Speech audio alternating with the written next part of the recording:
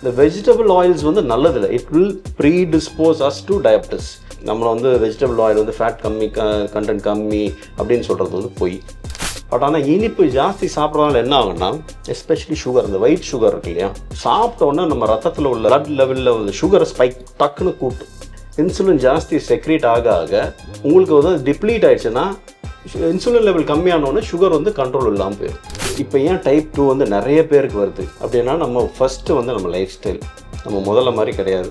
Stress ஜாஸ்தி. இன்றைக்கி நம்ம இந்த சூப்பர் மார்க்கெட் ஐடியா, அந்த packed food idea, fast food நிறைய சாப்பிட ஆரம்பித்தோமோ அதனாலே வந்து டயபெட்டிஸ் இன்சிடென்ட்ஸ் வந்து ஜாஸ்தியாச்சு. டெய்லி ஒரு வாட்டியாவது நம்ம ஹோட்டலில் சாப்பிட்றோம், கரெக்டாக. அந்த ஹோட்டலில் யூஸ் பண்ணுற ஆயில் டிஃப்ரெண்ட்டு, எல்லாமே டிஃப்ரெண்ட். அஜினோமோட்டோ யூஸ் பண்ணுவாங்க, அதில் ப்ரிசர்வேட்டிவ்ஸ் இருக்கும், எல்லாமே பேக் பண்ணி வர்ற இதை யூஸ் பண்ணுவாங்க. எஸ்பெஷலி சவுத் இண்டியன்ஸுக்கு வந்து வி ஆர் மோர் ப்ரோன், நம்ம genetically prone to develop diabetes. நமக்கு வந்து மற்றவங்களையும் நம்மளையும் கம்பேர் பண்ணும்போது நமக்கு வந்து சர்க்கரை நீரிழிவு நோய் வரத்துக்கு உண்டான வாய்ப்பு அதிகம். Because we are genetically ப்ரீடிஸ்போஸ்ட்.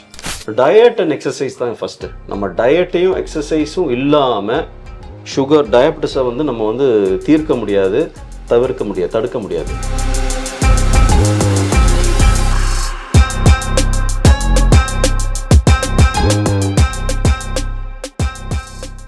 ராணி நேயர்களுக்கு வணக்கம். இன்றைக்கு உலகத்தையே ஆட்டி படைத்திருக்கிற கொடுமையான நோய்களில் ஒன்று தான் நீரிழிவு என்று சொல்லப்படுகிற டயபெட்டிஸ் நோய். இந்த நோய் வந்ததுமே எல்லாருக்குமே வந்து நினைக்கிறது, பொதுவாக வந்து ஸ்வீட் சாப்பிட முடியாது, அடிக்கடிக்கு தண்ணி குடிப்பாங்க, பல்வேறு விதமான உபாதைகளுக்கு உள்ளாவாங்க. இன்றைக்கி அந்த நீரிழிவு நோய் வந்தவங்களுக்கு என்ன பண்ணணும், வராமல் இருக்கிறதுக்கு என்ன பண்ணணும், அப்படி வர்றதுக்கு முன்னாடி நம்ம என்னெல்லாம் பாதுகாப்பு முறைகள் மேற்கொள்ளலாம் அப்படின்னு சொல்கிறதுக்காக இன்றைக்கு நம்ம நிகழ்ச்சியில் இணைந்திருக்காரு நீரிழிவு நோய் சிறப்பு சிகிச்சை மருத்துவ நிபுணர் டாக்டர் ஷேக் சுலைமான் மீரான் அவர்கள். அவர்கிட்ட இன்றைக்கி அந்த நீரிழிவு நோய் பற்றி பல்வேறு விதமான கொஸ்டின்ஸ் நம்ம இன்றைக்கி கேட்டு தெரிஞ்சுக்கலாம். வாங்க. வணக்கம் டாக்டர். டாக்டர், இப்போ நீரிழிவு நோய் அப்படின்னு சொல்கிறாங்களே டாக்டர், அதுக்கும் அந்த சுகருக்கும் என்ன டாக்டர் வித்தியாசம்? சுகர் வந்தாலும் டயபெட்டிஸ் வரும்ன்றாங்க, டயபெட்டிஸ் இருந்தாலும் சுகர் வரும் அப்படின்றாங்க.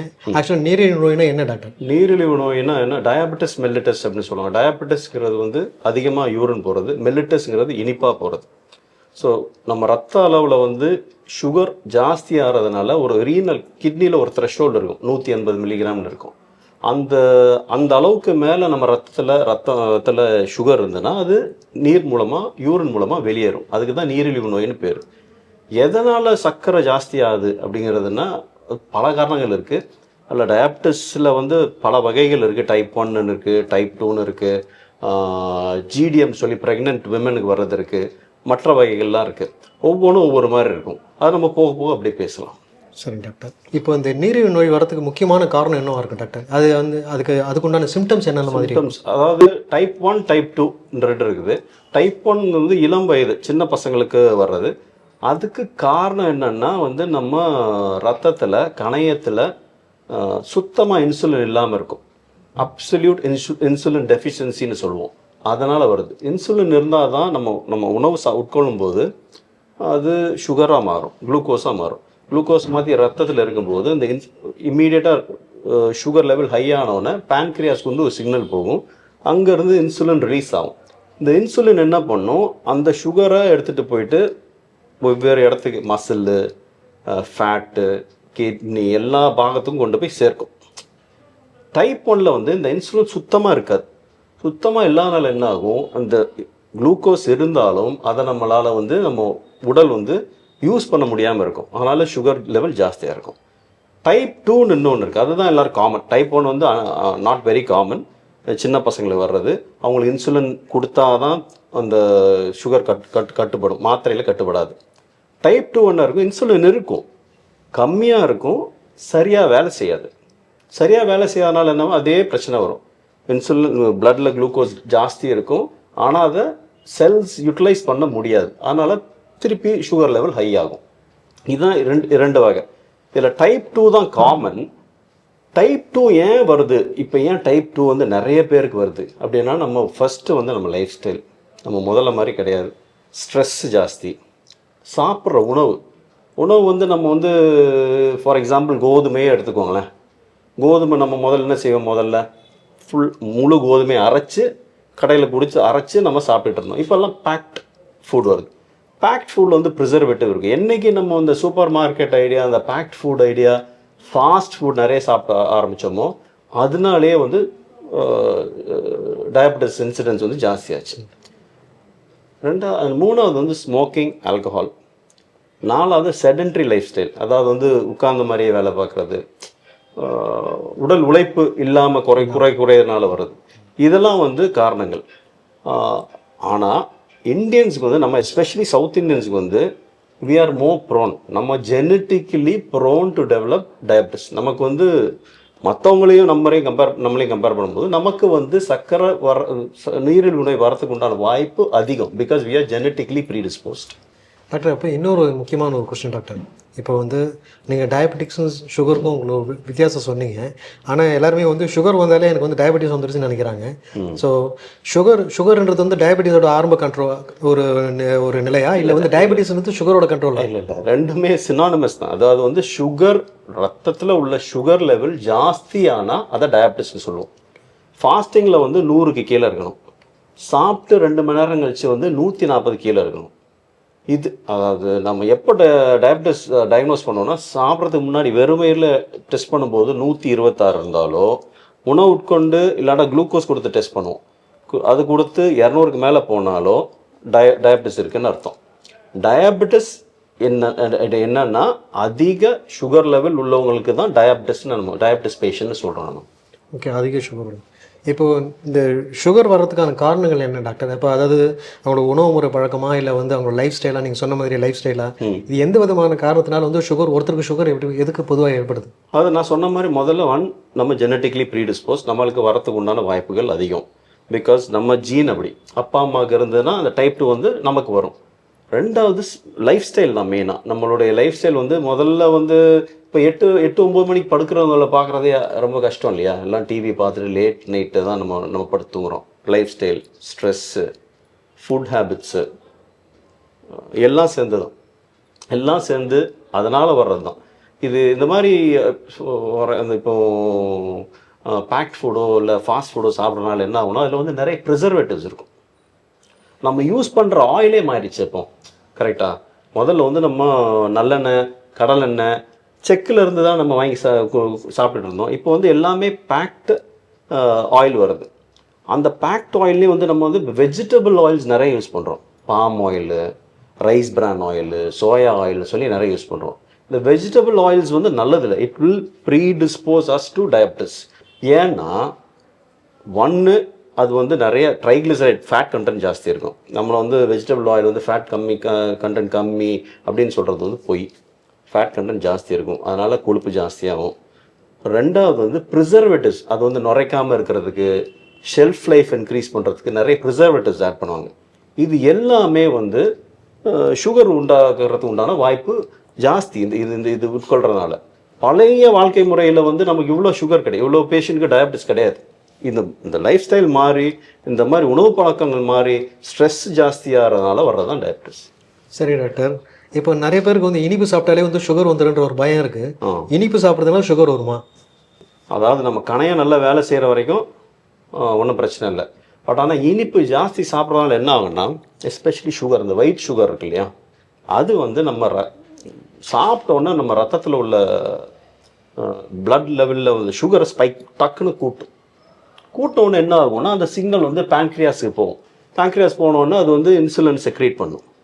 அதனால் வந்து ஒரு ஸ்டேஜுக்கு மேலே என்ன ஆகும், அப்படியே இன்சுலின் எக்ஸாஸ்ட் ஆயிரும். நிறைய சுகர் சாப்பிட இன்சுலின் ஜாஸ்தி செக்ரேட் ஆக உங்களுக்கு வந்து டிப்ளீட் ஆயிடுச்சுன்னா, இன்சுலின் லெவல் கம்மியானோடனே சுகர் வந்து கண்ட்ரோல் இல்லாமல் போயிடும். ஸோ அளவாக சாப்பிட்றது தான் நல்லது. இனிப்பு உட்கொள்ளலாம். சுகர் டயபெட்டிஸ் இல்லாத பேஷண்ட்கள் இனிப்பு அளவாக உட்கொள்ளலாம். ஒயிட் சுகரை தவிர்த்துக்கிறது நல்லது. மற்றபடி அந்த ப்ரௌன் சுகர், கருப்பட்டி அதெல்லாம் எடுக்கிறது தப்பு இல்லை. டாக்டர், அடுத்தது இன்னொரு முக்கியமான கொஸ்டின் டாக்டர். இப்போ பை பர்த்லேயே வந்து சில பேருக்கு வந்து சுகரோட பிறக்கிறாங்கன்றாங்க, டயபெட்டிஸோடு வருன்றாங்க. இந்த மாதிரி இருக்கிறப்பட்டவங்க அவங்களால லாங் லாஸ்டிங் சர்வை பண்ண முடியுமா, இல்லை வந்து அதுலேருந்து அந்த டயபெட்டிஸ் பர்டிகுலர் சுகர் வந்து அவாய்ட் பண்ணுறதுக்கு என்ன வழி பண்ணிக்கலாம் டாக்டர்? அது வந்து இது நீ சொல்கிறது டைப் 1, இள வயதில் வர்றது, பிறக்கும்போது இருக்கிறது வந்து டைப் 1 டயபெட்டிஸ். அவங்களுக்கு வந்து ஆட்டோ இம்யூன் என்ற ஒரு மெக்கானிசம்னால தான் டைப் 1 வரும். ஆட்டோ இம்யூன்னா நம்மளுடைய பாடி நம்மளுக்கு அகேன்ஸ்டாக வேலை செய்யும். நம்மளோட பாடி நம்மளுடைய கணையத்துக்கு அகேன்ஸ்டாக வேலை செஞ்சு அந்த அந்த பீட்டா செல்ஸில் தான் இன்சுலின் ப்ரொடியூஸ் ஆகும். பீட்டா செல்ஸை காலி பண்ணோன்னே சுத்தமாக இன்சுலின் இருக்காது. சுத்தமாக இன்சுலின்னோன்னா நம்ம சாப்பிட்ற உணவு எல்லாமே சுகராக மாதிரி சுகர் லெவல் ஹையாகவே இருக்கும். ஏன்னா அது இன்சுலின் இருந்தால் தானே கொண்டு போய் எல்லா இடத்துக்கும் சேர்க்கும். அதனால் வர்றது தான் டைப் 1. இந்த பேஷண்ட்ஸுக்கு வந்து இன்சுலின் கொடுத்து தான், ஏன்னா சுத்தமாக இன்சுலின் இல்லை, இன்சுலின் வெளியிருந்து நம்ம கொடுத்து தான் அந்த சுகர் லெவலில் கண்ட்ரோல் பண்ணுவோம். இந்த மாதிரி டைப் 1 பேஷண்ட்ஸ்க்கு வந்து ட்ரீட்மெண்ட் வந்து இன்சுலின் கொடுக்குறது தான். நிறைய பேர் வந்து டைப் 1 இன்சுலினோட சாதனை படைச்சவங்களாம் இருக்காங்க. ஃபார் எக்ஸாம்பிள் வசீம் அக்ரம், அவர் வந்து டைப் 1 டயபெட்டிக். அவர் வந்து சுகரை இன்சுலின் போட்டு தான் விளையாடுவார். ஆனாலும் அவர் கிரிக்கெட்டில் வந்து பெரிய சாதனை படைச்சிருக்காரு. இன்னும் கூட நல்லா தான் இருக்கார். இது என்னன்னா, இந்த டைப் 1 பேஷண்ட்ஸ் வந்து ஒரு டோஸ் கூட மிஸ் பண்ணக்கூடாது. காலையில் போடுறது போடணும், மதியானம் போடுறது போடணும், நைட்டு போடுறது போடணும். ஒரு டோஸ் மிஸ் பண்ணாலும் அவங்க சுகர் லெவல் ஜாஸ்தி ஆச்சுன்னா அவங்களுக்கு ஒரு காம்ப்ளிகேஷன் வரும். டயபெட்டிஸ் கீட்டோஅசிடோசிஸ்னு ஒரு மயக்க நிலைக்கு போயிடுவாங்க. சுகர் ஜாஸ்தி ஆகிறதுனால மயக்க நிலைக்கு போய் கோமா கூட போகிறதுக்கு வாய்ப்பு இருக்குது. ஆனால் அவங்க ஒரு டோஸ் கூட மிஸ் பண்ணாமல் இன்சுலின் போட்டுக்கணும். போட்டுட்டு இருந்தாங்கன்னா இந்த மாதிரி நார்மல் லைஃப் லீட் பண்ணலாம். இன்சுலின் போட்டு சுகரை கண்ட்ரோல் பண்ணிட்டு இருந்தால் நார்மல் லைஃப் லீட் பண்ணலாம். சின்ன வயசுலேருந்து பெரியவங்க எல்லாருக்குமே வந்து டயபெட்டிஸ் வர்றது காமனான ஒரு திங்ஸாக நம்ம பார்க்குறோம். ஆனால் இப்போ வந்து பார்த்தீங்கன்னாக்கா அதாவது உடல் உழைப்பு இருக்கிறவங்களும் சரி, உடல் உழைப்பு இல்லாதவங்களுக்கும் சரி அவங்க டயபெட்டிஸ் வருதுன்னு நீங்கள் சொன்னீங்க.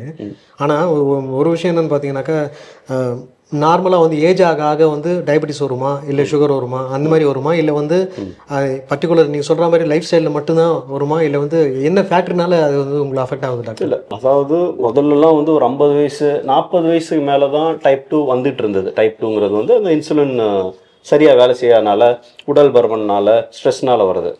இப்போது ஏர்லியாகவே வர்றதுக்கு காரணம் வந்து பொதுவாக ஒரு 25 வயசு ஆளுக்கு வந்து சுகர் இருக்குன்னா முதல்லலாம் வந்து டைப் 1 தான் இருக்கும் அப்படின்னு நம்ம சொல்லலாம். இப்போ 25 வயசு ஆளுக்கே டைப் 2 வருது. அது ஏன்னா இந்த சீக்கிரமாக வர்றதுக்கு உண்டான காரணம் வந்து stress, life style, food habits, அதனால் வர்றது தான். சரிங்க டாக்டர். இப்போது டயபெட்டிஸ் வந்து சுகர் வந்து ஒரு பேஷண்ட்டுக்கு அது வராமல் இருக்கணும், இப்போ அந்த மாதிரி வந்து டயபெட்டிஸும் வரக்கூடாது, சுகரும் வரக்கூடாது அப்படின்னா நீங்கள் சொல்கிற ஒரு மருத்துவராக நீங்கள் சொல்கிற ஆலோசனை வரலாம். டயபெட்டிஸ் சுகர் ரெண்டும் ஒன்று தான். டயபெட்டிஸ் வரக்கூடாது அப்படின்னா first healthy life style follow பண்ணணும். டயட் அண்ட் எக்ஸசைஸ் தான் ஃபஸ்ட்டு. நம்ம டயட்டையும் எக்ஸசைஸும் இல்லாமல் டயபெட்டிஸை வந்து நம்ம வந்து தீர்க்க முடியாது, தடுக்க முடியாது. ஃபஸ்ட்டு டயட்டு, நல்ல ஹெல்த்தியான ஃபுட்டை சாப்பிட்ணும். நம்ம இப்போ டெய்லி ஒரு வாட்டியாவது நம்ம ஹோட்டலில் சாப்பிட்றோம், கரெக்டாக? அந்த ஹோட்டலில் யூஸ் பண்ணுற ஆயில் டிஃப்ரெண்ட்டு, எல்லாமே டிஃப்ரெண்ட். அஜினோமோட்டோ யூஸ் பண்ணுவாங்க, அதில் ப்ரிசர்வேட்டிவ்ஸ் இருக்கும், எல்லாமே பேக் பண்ணி வர்ற இதை யூஸ் பண்ணுவாங்க. ஸோ ஃபஸ்ட்டு லைஃப் ஸ்டைல், ஹெல்த்தியாக சாப்பிட்ணும். சாப்பாடில் வந்து நார் சத்து நிறைஞ்சதை சாப்பிட்ணும். ஃபாஸ்ட் ஃபுட்டை தவிர்க்கணும், இது ரொம்ப முக்கியம். கண்டிப்பாக எக்ஸசைஸ் மஸ்ட்டு. நம்ம உடல் உழைப்பு இருந்ததுன்னா பாடி வயிற்று சுற்றி ஃபேட் இல்லைன்னா சுகர் வராது. நம்மளுக்கு உடல் பருமன் ஜாஸ்தியான ஒன்று தான் இந்த இன்சுலின் ரெசிஸ்டன்ஸ்ன்றது வரும். அதனால வந்து டைப் 2 டயபெட்டிஸ் வரும். ஸோ டயட் அண்ட் எக்ஸசைஸ் இருந்ததுன்னா வரலன்னாலும் தள்ளி போடலாம். 50 வயசுக்கு மேலே வந்தால் பரவாயில்லையே. என்ன பொறுத்தவரை 35 வயசில் வருதுன்னா அவருக்கு 50 வயசு ஆகும்போது 15 இயர்ஸ் ஆஃப் டயபெட்டிஸ் ஹிஸ்ட்ரி இருக்கும். டயபெட்டிஸ்ன்றது ஒரு ஸ்லோ பாய்சன், மெதுவாக ஆளக்கொள்ளும். அந்த 200 லெவலுக்கு மேலே சுகர் இருந்ததுன்னா அது பாய்சன். ஸோ 15 வருஷம் டயபெட்டிஸ் ஹிஸ்ட்ரி ஒரு 35 வயசில் வந்தால் இருக்கும். 50 வயசு ஆளுக்கு வந்து 60 வயசு ஆகும்போது தான் 10 வருஷமே ஹிஸ்ட்ரி இருக்கும், டயபெட்டிக் ஹிஸ்ட்ரி. ஸோ அது போஸ்ட்போன் பண்ணி தவிர்க்கிறதுக்கு வந்து diet, exercise, life style changes முக்கியம். சரி டாக்டர். இப்போ அடுத்து நீங்கள் சொன்னீங்களே ஒயிட் சுகர் சாப்பிட்டாவே வந்து டயபெட்டிஸ் வரதுக்கு சான்சஸ் இருக்குன்னு. அது மாதிரி வந்து ஒயிட் ரைஸு, ஒயிட் மைதா, இந்த மாதிரி ஒயிட் உள்ள பொருட்கள் எல்லாம், உணவுப் பொருட்கள் எல்லாமே சேர்ந்தாக்கா அது சாப்பிட்டா டயபெட்டிஸ் வருமா? கரெக்டாக சொன்னீங்க. Anything white is bad. நீங்கள் கரெக்டாக சொல்லிட்டீங்க. அது சுகரு, மைதா, க்ரீமு, ரைஸு எல்லாம் அதிகமாக உட்கொள்ளும் போது எனிதிங் ஒயிட் இஸ் பேட். அதனால் வந்து அதை வந்து அளவாக தான் எடுத்துருக்கணும். இதில் வந்து அந்த சுகர், இந்த ஒயிட் சுகரை வந்து எவ்வளோ, இப்போ நம்மளுடைய வாழ்க்கையெல்லாம் மாறிடுச்சு. இப்போ நம்ம ஒரு டீ வெளியே குடிக்கிறோன்னா அது போட்டு தான் தருவான். பட் கூடுமான அளவு அட்லீஸ்ட் வீட்டில் நம்ம வந்து யூஸ் பண்ணாமல் கல்கண்டோ கருப்பட்டியோ யூஸ் பண்ணுறது நல்லது. டாக்டர், இப்போது நம்ம அலோபதி மருத்துவ முறையில் நீங்கள் சொன்னீங்க, இப்போ டயபெட்டிஸ்க்கும் சரி சுகருக்கும் சரி லாங் லாஸ்டிங் மருந்து எடுத்துக்கணும். இது வந்து அது அதர்வைஸ் அது வந்து குணமாகிற வரைக்கும் அது கண்ட்ரோல் ஆகிற வரைக்கும் நீங்கள் அது மருந்து எடுத்துக்கிட்டே இருக்கணும், தொடர்ந்து எடுக்கணும்னு சொல்லி லைஃப் லாங். ஆமாம், லைஃப் லாங் சொல்லுங்கள். ஆனால் மற்ற மருத்துவ முறைகளில் பார்த்தீங்கன்னா இந்த சித்தா, ஆயுர்வேதா, யுனானி நிறைய மருத்துவ முறைகள் அதெல்லாம் அவங்க என்ன சொன்னாங்கன்னா ஒரு குறிப்பிட்ட காலம் வரைக்கும் நீங்கள் மருந்து எடுத்துக்கிட்டா போதும், அதுக்கப்புறம் நீங்கள் கண்ட்ரோல் நீங்கள் வந்து தொடர்ந்து மருந்து எடுக்க தேவையில்லை அப்படின்றாங்க. இதை பற்றி உங்களோட கருத்து என்னவா இருக்கும் டாக்டர்? இல்லை, அதாவது வந்து மற்ற மருத்துவ வகைகள் பற்றி தெரியல. அலோபதியை பொறுத்த வரைக்கும் லைஃப் லாங் எடுக்கணும். ஏன்னா டயபெட்டிஸ் ரிவர்சல் வந்து இப்போ சொன்னாலே அந்த ஸ்டெம் செல்ஸ் டிரான்ஸ்பிளான்ட் பண்ணுனா தான் டயபெட்டிஸ் ரிவர்சல், அது வரதுக்கு கொஞ்சம் டைம் எடுக்கும். ரெண்டாவது வந்து நம்ம வந்து நீங்கள் வேறு எந்த சிகிச்சை முறையை நம்ம செஞ்சாலும் கண்ட்ரோலில் இருக்கான்னு செக் பண்ணிக்கணும். இல்லை பொதுவாக என்ன சொல்லுவாங்க, சரியாயிடு பண்ணி டெஸ்ட்டே பண்ண வேணாம் அப்படின்னு சொல்லும்போது அப்போ தான் சந்தேகமே வரும். கரெக்டாக நம்ம டெஸ்ட் பண்ணி நம்ம என்ன வேணால் சித்தா பண்ணிக்கோங்க, ஆயுர்வேதம் பண்ணிக்கோங்க, யுனானி ட்ரீட்மெண்ட் பண்ணிக்கோங்க, ஆனால் ட்ரீட்மெண்ட் வேலை செய்தா? ஸோ அது வந்து டயட்டு, எக்ஸசைஸ், ட்ரீட்மெண்ட், ஃபாலோஅப் வந்து நம்ம கொடுக்குற ட்ரீட்மெண்ட் கரெக்டாக இருக்கா, வேலை செய்தாங்கிறதுக்கு ஃபாலோஅப் வந்து டெஸ்ட் பண்ணால் தான் தெரியும். ஸோ அதை டெஸ்ட் பண்ணி பார்த்துக்கோங்க. உங்களுக்கு வேறு ஆலோபதி பிடிக்கல, இங்கிலீஷ் மெடிசன்ஸ் பிடிக்கல, மற்றது நான் ட்ரை பண்ணுறேன்னா ட்ரை பண்ணுங்கள், செக் பண்ணி பார்த்துக்குங்க. சரி டாக்டர், இப்போ அடுத்தது பார்த்தீங்கன்னாக்கா இந்த நிறைய ஒரு சில பேர் சொல்ல வரும்போது ஒரு சில பதிவுகள்லாம் பார்த்து காணொலி பதிவுகளில் இந்த காய்கறி பர்டிகுலராக இந்த காய்கறி மட்டும் சாப்பிடுங்க, உங்களுக்கு வந்து டயபெட்டிஸ் ஆயுஸ் முறைக்கும் வராது, இந்த பழத்தை சாப்பிடுங்க உங்களுக்கு வந்து சுகர் வராது அப்படின்லாம் சொல்கிறாங்க. இது எந்த விதமான ஒரு ஆரோக்கியமான ஒரு விஷயமா நீங்கள் எப்படி பார்க்குறீங்க? இல்லை, எதுவுமே வந்து சயின்டிஃபிக்காக ப்ரூவ் ஆகும். நம்ம அலோபதியை பொறுத்த வரைக்கும் எவிடன்ஸ் பேஸ்ட் மெடிசன் அப்படின்னு சொல்லுவோம். நம்ம ஒரு மெடிசன் கொடுக்குறோன்னா இதுக்கு இந்த எஃபெக்ட் இருக்கும், இந்த சைடு எஃபெக்ட் இருக்குன்றது நமக்கு தெரியும். அது வந்து ரிசர்ச் பண்ணி, animal research, human volunteers research பண்ணி வெளியே வரும். அப்போ தான் வந்து நமக்கு வந்து அதுக்கப்புறம் தான் மெடிசனே நம்ம யூஸ் பண்ணுவோம். ஸோ சயின்டிஃபிக்காக ப்ரூவ் ஆனிச்சுன்னா தான் அதை நம்ம அக்செப்ட் பண்ண முடியும். இல்லாமல் யாரோ ஒருத்தர் யூடியூப்பில் வந்து நீ இதை சாப்பிடு சரியாயிரும் அப்படின்னு சொல்கிறது வந்து நம்ம ஏற்றுக்க முடியாது. அப்படியே நீங்கள் ட்ரை பண்ணிங்கன்னா நான் சொன்ன மாதிரி ட்ரை பண்ணிவிட்டு சுகரை பீரியடிக்காக செக் பண்ணிக்கோங்க, கரெக்டாக இருக்கா, இல்லைன்னா மெடிசன் எடுத்துக்கோங்க. Thank you doctor. இவ்வளோ நேரம் நாங்கள் கேட்ட எல்லா கேள்விகளுக்கும் தெளிவாக அழகாக விளக்கமாக பதில் சொன்னீங்க. நீரிழிவு சம்மந்தமாக நிறைய கொஸ்டின்ஸ்க்கு தெளிவான விளக்கங்கள் நான் பெற்றுக்கணும். Thank you doctor. தேங்க்யூ சார், உங்களுக்கும் நன்றி. தேங்க்யூ.